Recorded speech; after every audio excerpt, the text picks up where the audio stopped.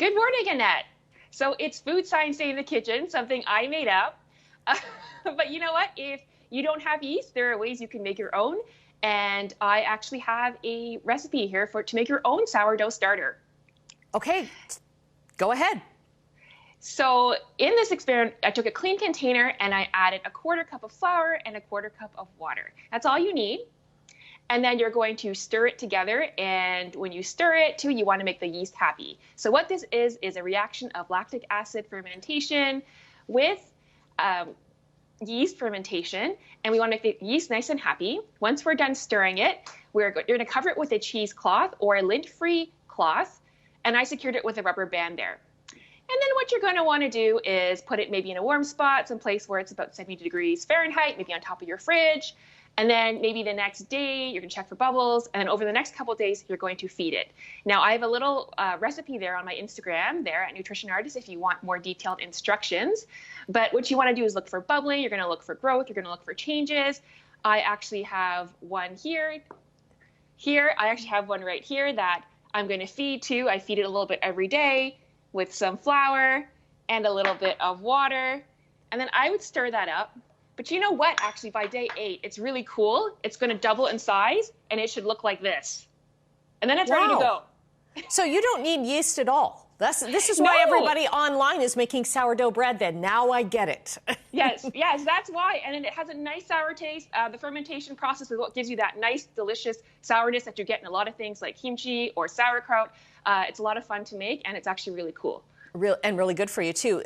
Pickling is another thing that people are doing so that you know, if you've got vegetables in the fridge that are kind of like, ooh, what do I do with them? Yes. So if you bought a lot of vegetables at once and you're not sure what to do with it, you can quick pickle them. Now, just to keep in mind, this is not shelf-stable pickling. This is a pickling process you're going to put in your fridge. So in there, I added some equal parts vinegar, I added water, heated up, and I dissolved it with some sugar and salt. Those are my nice vegetables right there. I added some herbs to it. You can use whatever you want, but I use dried ones there, cinnamon, coriander. It's going to go into your jar. And once the solution is dissolved, you're going to pour it into the jar. Fill it up like that. And then you're going to let it cool down a little bit before you put it into your fridge. And then it should look like this. Now, this should last an extra 2 to 3 weeks in your fridge, and it goes really well on salads. It goes well on burgers. It's a nice way to preserve your veggies, and all the spices have given you different flavors. You can use fresh. You can also use dried, but I just had dried ones, and that's totally fine too. That's great, and whatever you've got in, so there's no food waste there. Then that's an awesome idea. Refrigerator pickles is what my grandma used to call them. Yes. And next, some fun in the kitchen. We're going to do a color experiment.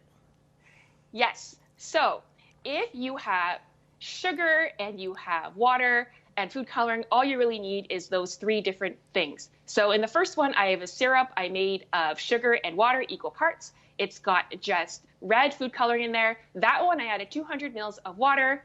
And then to the last one, I added 300 mils of water. And I'm going to add some blue to it so you can see the colors.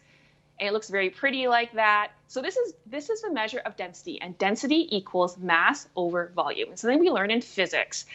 So which one do you think would sink to the bottom first?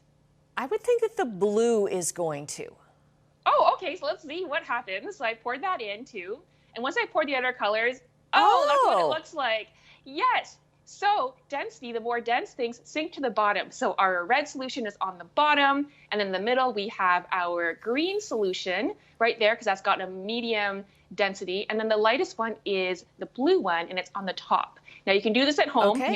You only need a couple things, and it's a really easy way to teach physics and science in the kitchen. Great fun. So we'll get the link up to your website and your blog post as well. Michelle Jalin, registered dietitian and nutrition artist in her own kitchen this morning. Thanks for joining us. Thank you, Annette.